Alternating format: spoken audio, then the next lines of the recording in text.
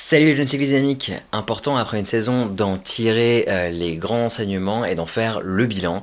Et ouais, parce que j'en ai appris des trucs sur la tactique de course, sur les qualités qui font gagner, sur les défauts qui font perdre aussi. Et tout ça, je vais vous en parler dans cette vidéo. Ça va être aussi l'occasion de se remémorer les meilleurs moments de la saison 2019. Allez, c'est parti. Et nous voilà du coup sur la course du pain, vous la reconnaissez peut-être, c'est ce bord dans le vent. Et ce que j'ai envie de vous montrer sur cette vidéo, c'est un petit peu que finalement, c'est pas forcément ceux qui attaquent le plus qui gagnent à la fin, vous allez comprendre. Là, je vais vous montrer un petit peu toutes les attaques et vous allez regarder un peu la composition des attaques. On va retrouver à peu près tout le temps les mêmes coureurs qui seront effectivement des coureurs sur lesquels il faudra compter pendant la course et également à la fin de la course. Cependant, vous allez voir, le vainqueur que je vais vous montrer au milieu de cette petite séquence, et ben à ce moment-là de la vidéo, à ce moment-là des attaques, à ce moment-là de la course, il a toujours pas mis le bout de son nez dehors. Le voilà, c'est le coureur qui est en jaune, c'est lui qui gagne la course à la fin. Et vous le verrez, il va vraiment s'économiser au maximum. Là, on le voit, il pédale pas. Il pédale pas, il se laisse porter. Hein. Tout le monde est alerte, en train de se demander, bon, quand est-ce qu'il faudrait attaquer ou quand est-ce qu'il faudrait éventuellement remonter vers l'avant. Lui, pas de problème, très serein, tranquille. Voilà, on le voit, il est très souple.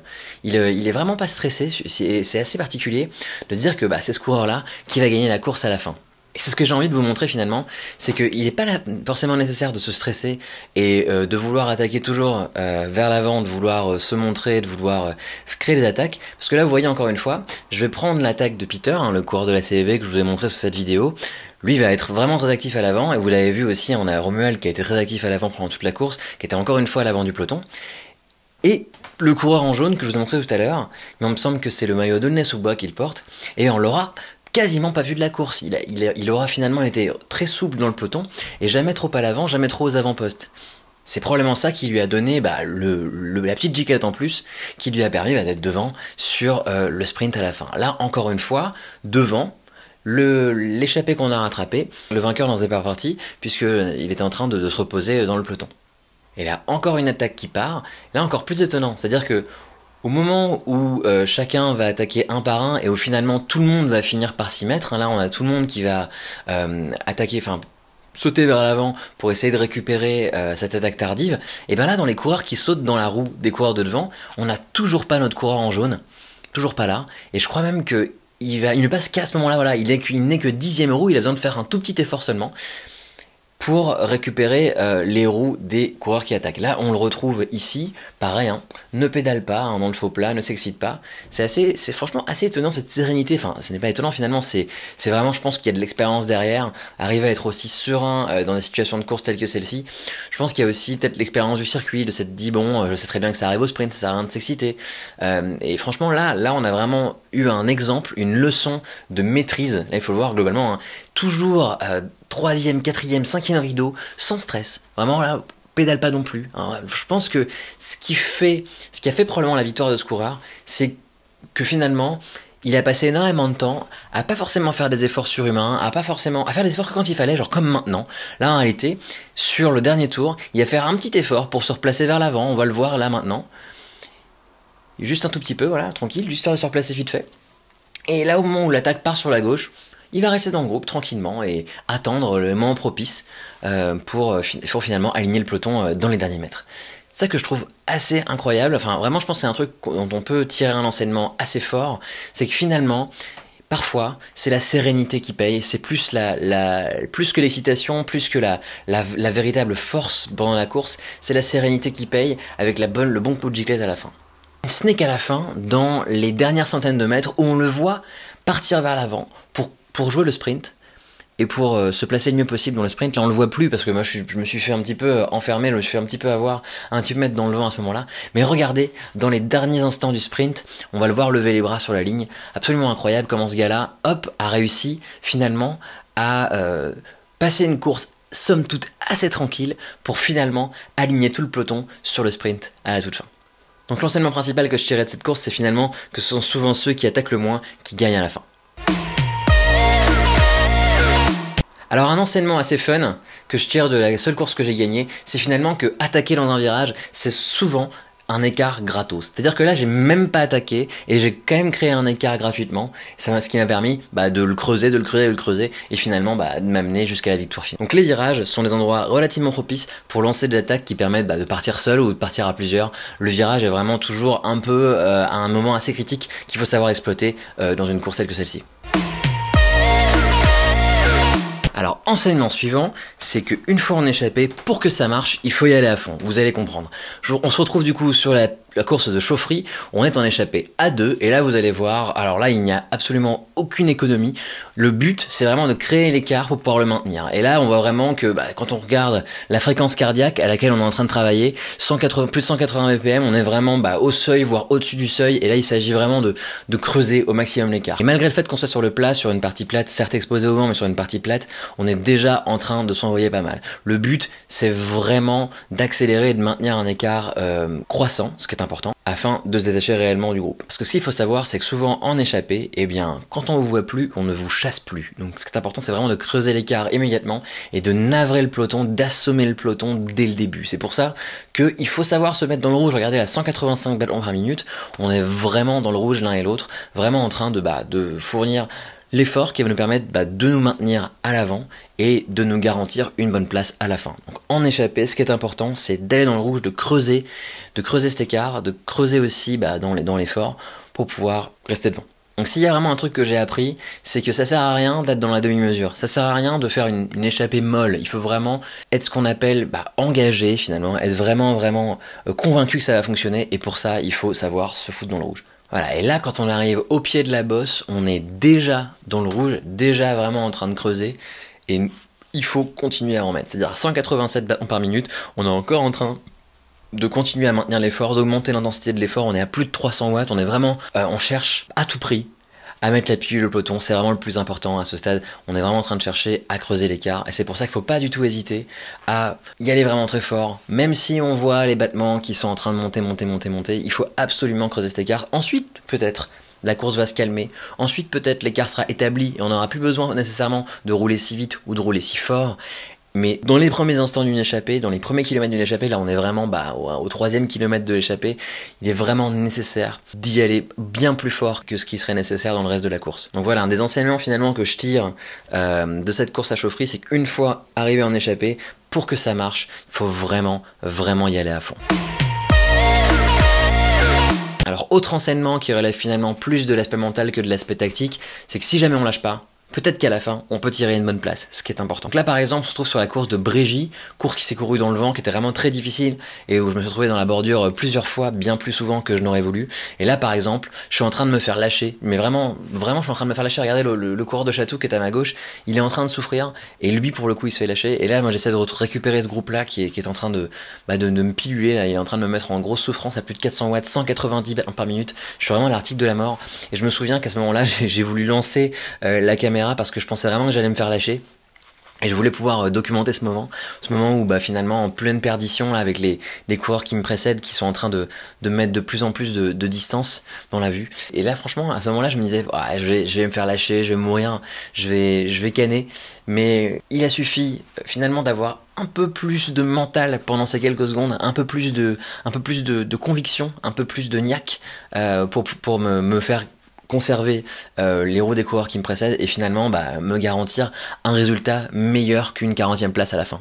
Et oui, parce que cette course de Brégy, c'est une course qui se termine plutôt bien pour moi, puisque regardez, ici, j'arrive à constituer un contre, bon d'abord seul puis à deux, mais d'abord seul, pour arracher, espérer une place sur le podium, mais finalement arracher une 4e place. Et tout ça, ça a été au prix finalement des efforts que j'ai pu fournir pour pouvoir rester dans le groupe. Et là aussi dans une position difficile, dans la bordure, en train de souffrir et de lutter pour ma survie dans le groupe, je suis finalement passé à une position offensive à la fin de la course, ce qui m'a permis d'arracher une bien meilleure place que ce que j'aurais pu espérer en voyant ma situation au 20 ou au 30e kilomètre. Et ça, c'est vraiment un enseignement qui est important, c'est que finalement, une course de vélo, elle se décide pas qu'à la fin, elle se décide aussi parfois dans les moments un petit peu difficiles, dans les moments où on a envie de bâcher, et bien dans ces moments-là, on gagne autant de bonnes places que dans les instants finaux d'une course de vélo. Autre exemple, à Amilly, qui est une course qui s'est terminée sous le déluge, qui était vraiment une horreur, où j'ai vraiment souffert du vent latéral. Alors, on me voit en fait un petit peu galérer à maintenir les roues du groupe en descente, parce que le vent vient de la droite, et j'ai des roues de 60 mm qui me font galérer en descente.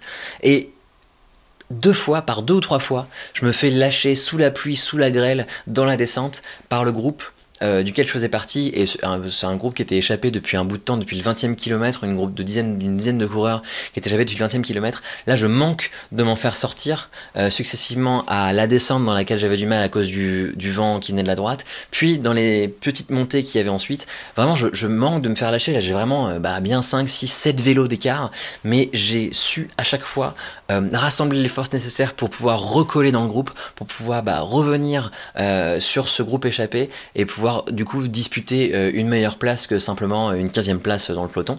Donc, et ça, je l'ai fait par plusieurs fois. Ce qui est important, encore une fois, et ça vient corroborer un petit peu cette espèce de maxime, c'est que finalement, si tu le lâches pas, peut-être à la fin, tu peux avoir une bonne place, peut-être à la fin, tu peux gagner. Et vous allez le voir, peut-être que vous le savez, puisque vous avez vu cette vidéo. Mais à la fin, on va vraiment bien s'en tirer avec Eric de mon club. Vous allez comprendre. Et la flash forward au tour suivant, encore tout seul dans la pampa, encore lâché dans ce groupe échappé. Là, je suis encore, là, je me fais encore larguer sous la grêle. Quelle horreur, là, c'est vraiment, je suis vraiment en train de me dire, ah, flûte, j'ai passé 40 km en échappé, tout ça pour me faire lâcher sous la grêle parce que mes roues prennent le vent. J'étais vraiment, j'avais pas du tout envie de laisser passer cette opportunité de bien figurer, quoi. Et du coup, encore une fois, à ce tour-ci, je prends encore un gros écart. Là, il y a encore plus d'écart qu'au tour précédent. Et je me devine pas, je mets des puissances que je pensais pas possible à ce stade de la course, mais j'y vais quand même, et j'essaie vraiment de me battre jusqu'au bout, et c'est ça finalement qui va nous permettre d'arriver au résultat qu'on a pu obtenir à la fin. Car pour ceux qui ont vu la vidéo, c'est cette fameuse course où on finit 1 et 2 avec Eric Martignol du Paris Cycliste Olympique, ce qui prouve encore une fois que si on ne lâche pas, même quand on se fait décrocher, même quand on se sent un peu plus faible que les autres, si on ne lâche pas, on peut quand même arriver à arracher un bon résultat. C'est ça la beauté du vélo.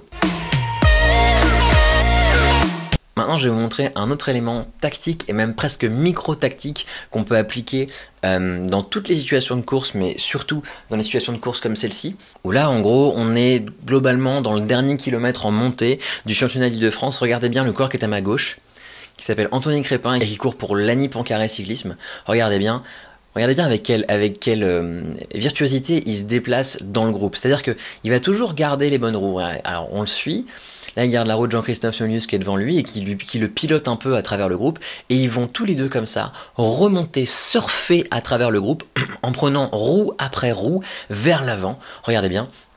C'est assez sympa parce que ils arrivent vraiment à passer d'un coureur à l'autre en se reposant successivement après la course. Par exemple, là, Jean-Christophe Saunius se repose derrière le coureur en vert, en le laissant fabriquer l'effort, créer l'effort pour pouvoir revenir sur le groupe qui le précède. Donc là, on voit devant, il y a un gros gap, et en fait, il va laisser ce coureur en vert ramener le gap et ensuite le dépasser une fois qu'il le sent un petit peu en difficulté. Anthony va le suivre et moi j'essaie de suivre tant bien que mal leur roue. Et en fait ce qui est dingue, c'est qu'ils vont à chaque fois se servir des coureurs derrière lesquels ils sont en train de rouler pour pouvoir prendre le petit repos qu'il faut et ensuite faire le saut de puce vers le groupe du dessus, vers le groupe de devant. Donc c'est sympa de regarder.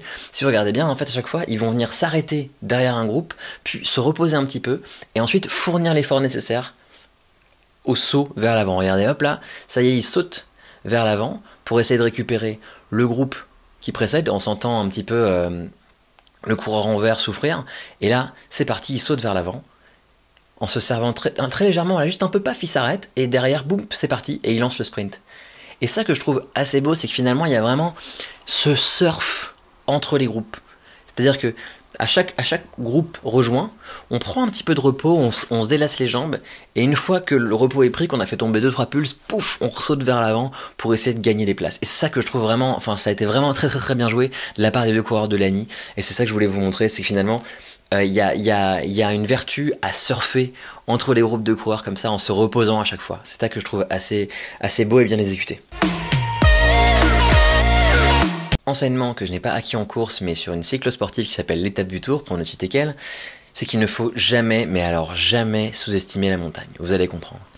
Là, je suis sur la montée du Cormet de Roseland, donc c'est la première montée de col de la course, de la journée. Et je m'étais mis une cible, une puissance cible aux alentours de 260 watts. Donc c'était censé être largement faisable, puisque globalement j'ai une FTP autour des 285 watts. La montée du Cormet de Rozan allait me prendre environ 1h20, donc c'était probablement gérable de monter à 250-260 watts. Cependant, la montagne étant ce qu'elle est, hein, la difficulté étant ce qu'elle est, eh bien, le fait d'avoir voulu cibler une puissance élevée sur les premières montées, notamment sur le Cormet de Roseland, m'a vraiment agrévé mon effort pour la dernière montée, la montée finale, celle vers Val Thorens.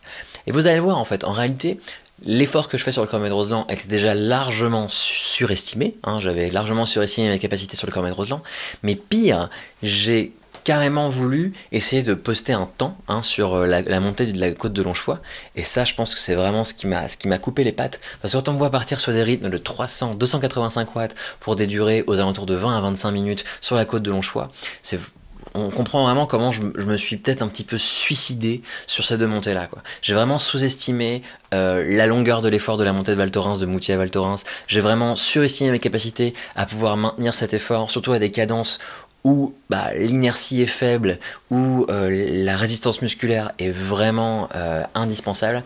J'ai vraiment sous-estimé la montagne et surestimé mes capacités. Et c'est ça vraiment qu'il faut éviter quand vous vous attaquez à des épreuves de ce type. Parce qu'évidemment, sur le long terme, ça se paye. Regardez, là, je suis sur une puissance ridicule de 180 watts, vraiment plus du tout au niveau, au niveau que j'escomptais pour la montée de Val Thorens. Vraiment, je suis complètement en train de m'effondrer.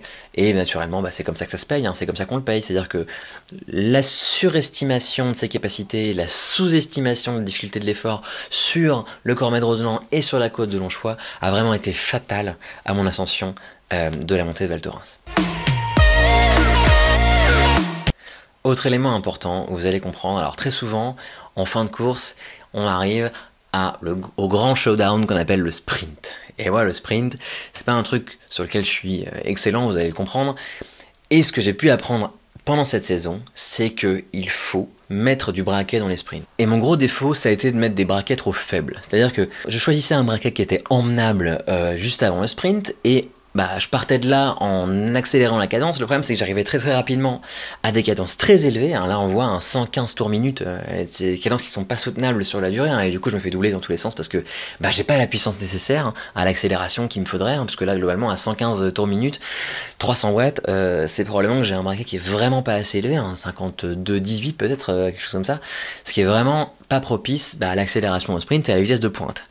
Donc là où vraiment j'ai pêché cette saison au sprint, c'est dans le choix du braquet. Et là on va le voir encore une fois, c'est vraiment la même erreur, à Saint-Léger-en-Yvelines. Ici, alors qu'on l'avait vu tout à l'heure à Mont-Dauphin, on va me voir encore une fois à des fréquences, à des cadences très élevées et à des braquets très faibles. C'est-à-dire que j'ai vraiment du mal à dépasser les 400 watts parce que je suis incapable de mettre le braquet qu'il faut. Donc soit par mauvais choix, parce que je peux l'avoir mal choisi avant de lancer le sprint, mais parfois aussi parce que je n'avais pas forcément nécessairement appris ou compris qu'il était possible de changer de vitesse en plein sprint, et ce que j'étais incapable de le faire. Du coup, voilà, ça donne des sprints assez ridicules comme ça, où j'arrive en survitesse, et dans cette survitesse de cadence de pédalage, me permet pas d'accélérer, de suivre les roues, et finalement je me retrouve comme un con à me faire dépasser par tout le monde. Et même chose à Oudan, il se passe un peu la même chose. J'arrive un petit peu mieux à prendre la roue, j'ai un braquet un petit peu plus gros, cela dit, j'arrive en survitesse, 118 tours minute, et là, à ce moment-là, je suis incapable de rembrayer, d'aller plus vite, d'accélérer plus fort, je suis vraiment un peu bloqué. Donc j'ai un peu amélioré ma technique au fur et à mesure de la saison, puisque c'était en début juillet, alors que les premières que vous avez vues étaient en avril puis en juin, mais quand même, il y a vraiment un travail à faire pour la saison prochaine sur le choix de braquet pour le sprint. Avant-dernier enseignement, vous allez le voir, encore la course de chaufferie, je vous ai montré tout à l'heure pour vous évoquer l'importance de l'écart pendant l'initiation d'une échappée. Là, je vais vous montrer l'importance du sprint pour la victoire finale. C'est-à-dire que là, on est arrivé à 6 dans la dernière côte qui nous amenait à la ligne d'arrivée. Et en fait, à ce moment-là, là où j'essaie de décrocher mes adversaires, eh bien, malheureusement, je n'ai pas assez de giclettes pour pouvoir le décrocher réellement et créer un écart qui serait suffisant pour qu'ils ne puissent pas me rattraper sur la fin. Et du coup, les voilà, ils sont en train de se reposer dans ma roue, en train de préparer leur attaque, leur sprint, et au moment où ils lancent ce fameux sprint, je suis incapable de les suivre, hein, je suis incapable de rembrayer encore une fois, et ayant grillé une première cartouche, incapable de les terminer à la fin. Donc, enseignement principal, et quelque chose sur lequel je vais travailler vraiment probablement tout l'hiver et au-delà, c'est on ne gagne pas, on ne gagnera pas si on n'a pas de sprint. Même s'il s'agit d'une course pour l'échapper, etc., on peut faire des bonnes places sans avoir un bon sprint, mais on ne pourra pas faire la plus haute marche du podium si on n'a pas un sprint correct. Dernier enseignement de la saison, celui-là il est assez marrant. Je vous emmène sur la course de Doubs que vous connaissez bien puisque c'est la toute dernière, me semble-t-il, que j'ai postée cette saison. C'est un petit peu la conclusion de ma saison avec le challenge 170. Et vous vous souvenez, je me retrouve dans un groupe échappé tardif à un peu moins d'1 kilomètre de l'arrivée. Ici, là, on le voit, et on va tourner vers la dernière côte. Et je me dis, j'ai pas besoin d'être premier, pas besoin d'être deuxième, pas besoin d'être troisième, juste besoin d'être quatrième pour pouvoir décrocher le trophée qui récompense le premier du challenge sur le week-end. Malheureusement, mes calculs étaient mauvais et je me retrouve deuxième derrière Baptiste Jahan qui lui gagne la course ce jour-là. Et du coup, enseignement non des moindres, c'est qu'il faut pas calculer. Il faut arrêter de calculer, cesser les calculs et aller pour gagner ou ne pas venir quoi. Il faut vraiment, je pense, oublier les points, oublier les calculs et vraiment chercher juste à gagner. Il n'y a rien de mieux finalement. Il n'y a rien de plus sûr, comme calcul que d'accrocher la victoire.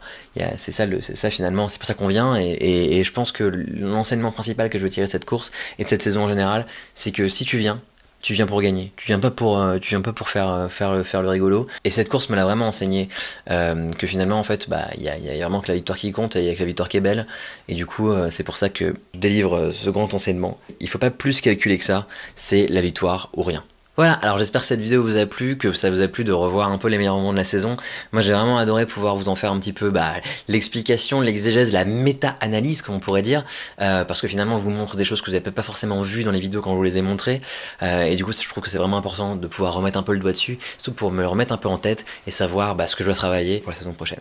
La prochaine vidéo, bilan de la saison, traitera de tous les défauts que je dois corriger, de tous les points d'amélioration que je peux identifier pour pouvoir être sûr de ne pas rater le coche en 3ème catégorie l'année prochaine et éventuellement d'accrocher de bonnes places. D'ici là, on se croisera peut-être sur la route et puis je vous dis allez, ciao.